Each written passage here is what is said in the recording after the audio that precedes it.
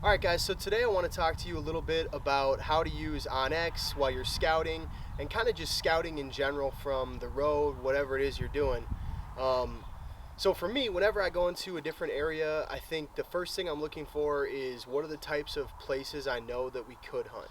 So I'm thinking to myself, is it marsh? Is it field hunting? Am I hunting water? Is it maybe a combination of both? River systems, all that stuff, right? And so the first thing I do is I start to just narrow down the areas that I'd be able to actually hunt wherever I am. So from the internet, looking on OnX, I can kind of start to see from a pretty zoomed out aerial view if there's a lot of water, if there's typical areas of like runoff or flooding from a river.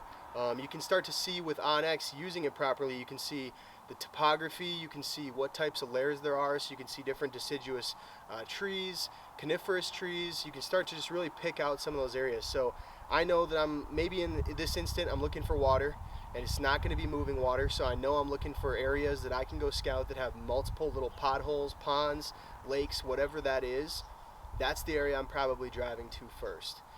Birds are going to roost, they're going to get up and go feed. Depending on if they're migrating right now, they're probably not going to move too far, or they're leaving. So I'm just going to start going through those pieces of it, and then when I go to that area, I'm going to start looking for birds. And really, you start figuring out how many birds am I looking for based on what you're seeing in those areas, and then you can really just narrow down. If you kind of go to a spot where there's just nothing, you're going to want to try something different. So if you're looking at a lot of little potholes that just aren't holding any birds, I would suggest maybe start looking at lakes and start figuring out if birds are sitting on bigger bodies of water. For fields, with OnX, you can just see by the coloring if you're looking at wheat, corn, soybeans, whatever it is, you can literally see from the coloring of the fields. So if I'm looking for corn, I can find a bunch of yellow from an aerial view.